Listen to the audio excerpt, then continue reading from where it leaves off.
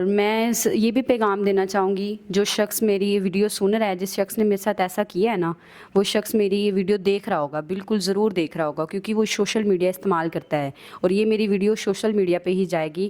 تو میں اس سے یہ گزارش کرتی ہوں کہ جو میرے ساتھ کیا ہے، پلیز کسی اور ماں بہن کے ساتھ ایسا مت کرنا۔ میں برداشت کر گئی ہوں، کوئی اور ماں بہن ایسا برداشت نہیں کرے گی۔ شکریہ۔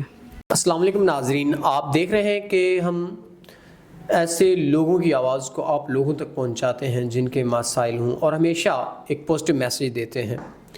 تو میرے ساتھ جو بہن موجود ہیں، سوشل میڈیا کے تھرو ان کا رابطہ ہوتا ہے اور ان سے نکاح ہو جاتا ہے۔ وہ دبئی سے لڑکا آتا ہے، یہاں 2 ماہ رہتا ہے اور پھر چھوڑ کے چلا جاتا ہے، اور جاتے وقت ان کو طلاق بھی دے جاتا ہے۔ تو آئیے ان سے جانتے ہیں ان کے حالات زندگی۔ السلام علیکم۔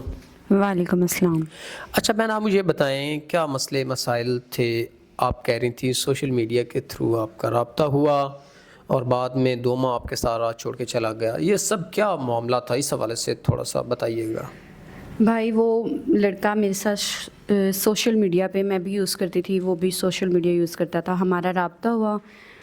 تو رابطہ ہمارا مطلب کہ وہ پیار میں بدل گیا اور نکاح تک بات آ گئی۔ ٹھیک ہے سر، اس نے کہا کہ میں آپ سے نکاح کرنا چاہتا ہوں، میں دبئی میں ہوتا ہوں، جب بھی میں دبئی سے واپس آؤں گا تو میں آپ سے نکاح کروں گا۔ اتنا یقین دلایا تو مجھے لگا کہ شاید اچھا ہے لڑکا، تو میں نے سوچا کہ میں نکاح کر لوں۔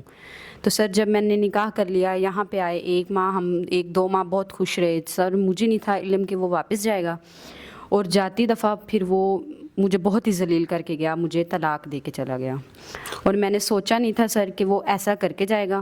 اس نے مجھے طلاق دے دی۔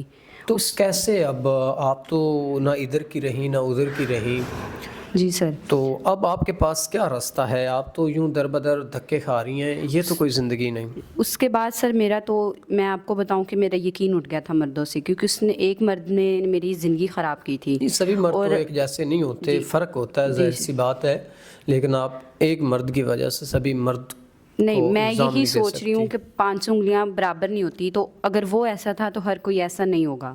اسی لیے میں نے یہ سر فیصلہ کیا کہ میں نکاح کروں گی، مگر اب جو شخص ہوگا نا، اس کو اچھے سے سمجھ کے، جان کے، کہ وہ میرے ساتھ نکاح تو کرے گا مگر مجھے خوش بھی رکھے، میرے ساتھ وہ دوبارہ زیادتی نہ کرے جو پہلے ہو چکی ہے، کہ طلاق وغیرہ اب میرے سے دوبارہ برداشت نہیں ہوگی۔ اگر کرے تو مجھے عزت سے رکھے، اور میں تب میری عزت کرنا جانتا ہو، ہر عورت کی عزت کرنا جانتا ہو، نہ کہ صرف میری۔ میں اس شخص کے لیے اس کے ساتھ نکاح کروں گی سر۔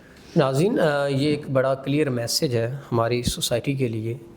جو لوگ ایسی گندی ذہنیت رکھتے ہیں اور ہماری ماں بہنوں کو یوز کر کے چھوڑ دیتے ہیں، ان کو یہ زیب نہیں دیتا، بلکہ ان کو بھی سوچنا چاہیے، ان کے گھر بھی ماں بہنیں ہیں۔ تو جو ایسے لوگ کرتے ہیں، میں ان کی بات کر رہا ہوں، سبھی کو الزام نہیں دے رہا۔